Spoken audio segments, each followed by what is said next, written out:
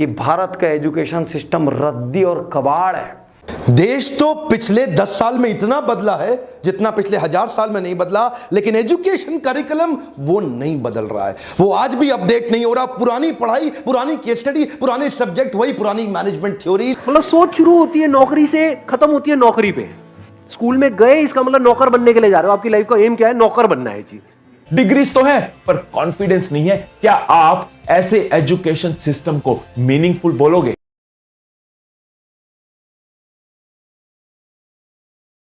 हमारा education system ऐसा तो है नहीं कि आपको सुबह से रात तक नॉलेज दी जा रही है कि आप क्या क्या कर सकते हो। दिमाग को बड़ा किया जा रहा है एजुकेशन सिस्टम में या छोटा किया जा रहा है? छोटा या बहुत छोटा या उससे भी छोटा। मतलब सोच शुरू होती है नौकरी से, खत्म होती है नौकरी पे। स्कूल में गए, इसका मतलब नौकर बनने के लिए जा रहे हो। आपकी लाइफ का एम क्या है? नौकर बनना है जी। ये मैं सच कह रहा हूं, गलत कह रहा हूं?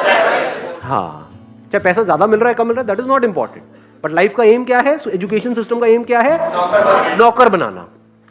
नॉट कि आपका दिमाग खोलना, नॉट कि आपको ऐसा बनाना कि आप नौकरियां जनरेट कर सको, नौकरियां क्रिएट कर सको। ऐसा नहीं है हमारा एजुकेशन सिस्टम। आपको सोचना नहीं सिखाया जा रहा है, बल्कि आपकी सोच को छोटा किया जा रहा है। इसका एंड रिजल्ट क्या होगा? मैकेनिकल हो जाओगे, मतलब एक रोबोट के जैसे बन जाओगे। बस जितना अंदर फीडेड है उस हिसाब से ऐड करो, बस उससे ज्यादा नहीं सोचना है। रोबोट की तरह जिएंगे, रोबोट की तरह मर जाएंगे, खत्म। क्या किया लाइफ में? कुछ भी नहीं किया। ये बुरा तो नहीं लग रहा सुनने में? कड़वा है लेकिन सच। तो अब जब तक कि हमारा mind, we are not expose to such ideas कि क्या हो सकता है, तब तक दिमाग उस डायरेक्शन में जाएगा ही नहीं। करना तो बहुत दूर की बात है। जब आप ये देखोगे कि आपके ही जैसे और लोग भी ऐसा कुछ कर रहे हैं जिसमें कोई बड़ी बात नहीं है, और इस तरह से किया जाता है, ऐसे सोचते हैं, ये होता है वो होता है, तो क्या आपका दिमाग नहीं चलने लग जाएगा उस डायरेक्शन में? अपने आप ही चलने लग जाएगा, आप चाहे चाहो चाहे ना चाहो। देखिए, कॉलेज को आज क्या चाहिए? प्रॉफिटेबिलिटी चाहिए। प्रॉफिटेबिलिटी के लिए सस्ता प्रोफेसर हायर करना चाह रहे हैं। मैं कई सारे कॉलेजेस में गया, मुझे स्टूडेंट आकर के मिलते हैं, मैं हैरान हो गया देख करके।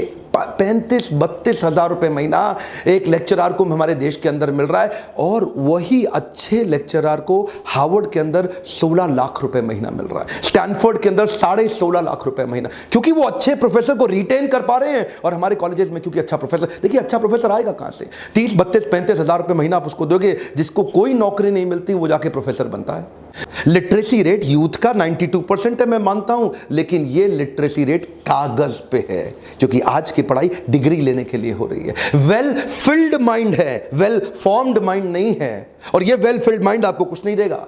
हमारे देश की फैकल्टी अब 28 हज़ार रुपये महीने वाला पीएचडी प्रोफेसर, कहां से एक्साइटमेंट आएगा उसके अंदर? अब उसमें एक्साइटमेंट नहीं है, स्टूडेंट में नहीं है। स्टूडेंट क्लास अटेंड नहीं करना चाहता, बंक मारना चाहता है, वो उसको बचाने के लिए 75% का अटेंडेंस का सिस्टम रख देते हैं, डीबार कर देंगे। अब उसका मोटिवेशन पढ़ाई नहीं है, 75% की अटेंडेंस है। अब वो 75% की अटेंडेंस के लिए आता है और बैठा रहता है ऐसे। अब उसको कोई अगर बाई चांस एक आधा प्रोजेक्ट दे भी दिया केस स्टडी करने के लिए साल 2 साल के अंदर, या साल में 2-3 दे भी दिए, तो वो जाता है दिल्ली में बेड़सराय है, वहाँ जाता है, ढूंढता है, बहुत सारे प्रोजेक्ट पड़े हुए हैं, 1000 रुपये देता है, प्रोजेक्ट खरीद के ले आता है जाके, और जाके जमा कर देता है।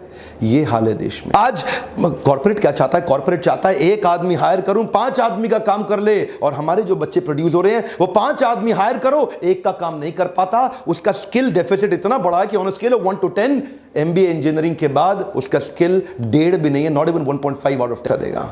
एक्चुअली ये पूरा प्रॉब्लम इसलिए हो रहा है क्योंकि कॉर्पोरेट्स को इंटरव्यू के टाइम पे MBA का डिग्री चाहिए। अब क्योंकि MBA का डिग्री उनके लिए one of the qualification criteria बन गया, इतने सारे धंधे खुल गए स्कूल कॉलेज के। आओ भाई कॉलेज खोलो, कॉलेज खोलो, कॉलेज खोलो, हम भी डिग्री देंगे, हम भी डिग्री देंगे। आज पहली बार कॉर्पोरेट समझ रहे हैं कि टॉप IIMs की जो डिग्री है वो तो काम की है, ये जो हल्के 20 स्कूल है इनकी डिग्री किसी काम के नहीं है। Google, Ernst and young, Apple, Starbucks, IBM, bank of America, ये कुछ कॉर्पोरेट्स हैं जिन्होंने पहली बार बिना डिग्री देखे ट्राई कर रहे हैं अच्छे रिसर्च ओरिएंटेड स्टूडेंट्स को हायर करने के लिए। कॉर्पोरेट कैंपस, कॉलेज कैंपस, संसार अलग है। मैं इनको एक करना चाहता हूं। देश तो पिछले 10 साल में इतना बदला है जितना पिछले 1000 साल में नहीं बदला, लेकिन एजुकेशन करिकुलम वो नहीं बदल रहा है, वो आज भी अपडेट नहीं हो रहा। पुरानी पढ़ाई, पुरानी केस स्टडी, पुराने सब्जेक्ट, वही पुरानी मैनेजमेंट थ्योरी। हमारे इंडियन स्कूली सिस्टम में एक्सपेरिमेंट और रिसर्च के लिए कोई जगह नहीं है। यहां तक कि टीचर ने जो आंसर सिखाया है उसकी जगह आपने दूसरा आंसर लिख दिया तो टीचर आपकी क्लास ले लेगी कि क्या कहीं ट्यूशन जा रहे हो या किसी दूसरी बुक से पढ़ रहे हो या ज्यादा होशियार बनते हो, जो मैंने पढ़ा है वो नहीं लिख सकते। यहां पर कोई अभिव्यक्ति की स्वतंत्रता या आइडियाज की स्वतंत्रता जैसा कुछ है ही नहीं। ये कैसी एजुकेशन व्यवस्था है जो फेल होने की इजाजत ही नहीं देती, जो प्रयोग करने की इजाजत ही नहीं देती। भारत पढ़े लिखे अनएम्प्लॉयबल लोगों का देश बन जाएगा, पढ़े लिखे अनएम्प्लॉयबल लोगों का देश। वर्ल्ड की जिन चीजों के बारे में आज हमारा एजुकेशन सिस्टम बात कर रहा है वो चीजें आधी से ज्यादा ऑब्सोलीट हो गई है और पुस्तकें बदली नहीं गई है कि भारत का एजुकेशन सिस्टम रद्दी और कबाड़ है। इंडिया का एजुकेशन सिस्टम ऐसा रहा, हम कभी सुपर पावर नहीं बन पाएंगे, हम औसत क्लर्कों का देश बन के रह जाएंगे। हम पूरी दुनिया के लोगों के लिए काम करेंगे और पूरी दुनिया हमको नौकर बना के रख लेगी। जो एंटरप्रेन्योर्स का देश था वो नौकरों का देश हो जाएगा। यदि आप मेरी बात से सहमत है कि भारतीय एजुकेशन सिस्टम को स्क्रैप करके प्रैक्टिकल एजुकेशन सिस्टम, जिसमें प्रैक्टिकल लर्निंग हो, जिसमें इंटेलेक्चुअल, जिसमें सोलफुल, जिसमें फिजिकल, जिसमें अपने आप से एकांत में बात करना सिखाया जाए, जिसमें खुद का स्वॉट, स्ट्रेंथ, वीकनेस, अपॉर्चुनिटी, थ्रेट जैसे एनालिसिस करना सिखाया जाए, जिसमें लिसनिंग पे जोर दिया जाए, जिसमें प्रैक्टिकल और प्रैक्टिकल पे फोकस हो, ऐसा एजुकेशन सिस्टम यदि लाना है तो आपको इस वीडियो को शेयर करना होगा। आपको इस वीडियो को इतनी बड़ी तादाद में शेयर करना पड़ेगा जिससे कि स्कूल के टीचरों की, कॉलेज के प्रोफेसरों की और शिक्षा मंत्रियों की, इन सब की आंखें खुल जाए। इस नंबर्स की रेस में हम एक इंपॉर्टेंट चीज से दूर होते जा रहे हैं और वो है purpose of education. 19th century में ईस्ट इंडिया कंपनी को इंडिया में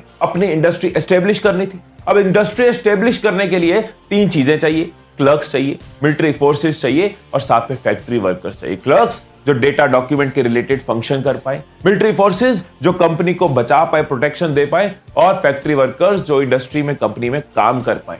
तो ब्रिटिशर्स ने क्या किया? ब्रिटिशर्स ने एक ट्रेनिंग सिस्टम बनाया, एक एजुकेशन सिस्टम बनाया जिसकी लैंग्वेज जो थी इंग्लिश रखी, सो दैट उनको कम्युनिकेट करने में प्रॉब्लम ना हो, वो अपनी इंस्ट्रक्शंस इन सबको दे पाए। अब आप जरा ध्यान दो कि इन तीनों चीजों को करने के लिए क्रिएटिविटी की जरूरत नहीं है। मालिक जैसा बोले वैसा करो, उठना है तो उठ जाओ, बैठना है तो बैठ जाओ।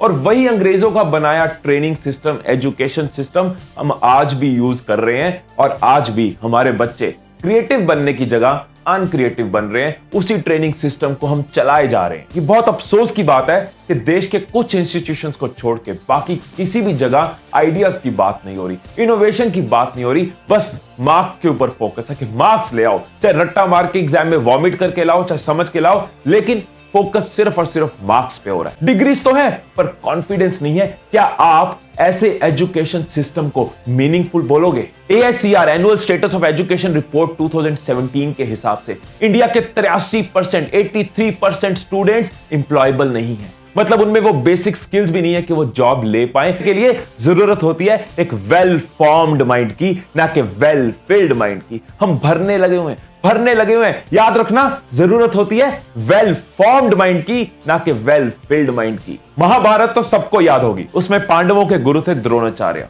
सब एक ही टीचर, एक ही गुरु से पढ़े हुए, लेकिन सबका फील्ड ऑफ एक्सीलेंस अलग अलग। युधिष्ठिर भाले से लड़ने में अच्छे थे, भीम को गदे में कोई नहीं हरा सकता था और अर्जुन को तीर धनुष में महारत हासिल थी। नकुल तलवार बाजी में अच्छे थे और सहदेव को कुल्हाड़ी चलाने में कोई हरा नहीं सकता था। द्रोणाचार्य ने सबको बेसिक एजुकेशन तो सेम दी, लेकिन ट्रेन किया उनके फील्ड ऑफ एक्सपर्टीज में। सोचो अगर द्रोणाचार्य भीम को कहते बेटा गदा चलाने में कुछ नहीं रखा, तू एक काम कर, तू ना धनुष सीख, फ्यूचर जो है ना, फ्यूचर वो धनुष में है, तो भीम से दुर्योधन तो क्या, कौरवों की सेना का एक सिपाही भी ना मरता। पांडवों की तरह हर बच्चे को अपनी लाइफ में एक द्रोणाचार्य की जरूरत होती है, जो उसको समझ सके, उस पर विश्वास कर सके, उसकी स्किल्स को पहचान सके और उसको आगे बढ़ने में मदद कर सके। पेरेंट्स में और टीचर्स में हर बच्चा अपना द्रोणाचार्य तलाश रहा। यहां पे मुझे अल्बर्ट आइंस्टाइन की एक बात याद आ गई, बहुत ही बढ़िया बात उन्होंने बोली कि हर इंसान जीनियस है, हर इंसान जीनियस है, लेकिन अगर आप एक मछली को जज करोगे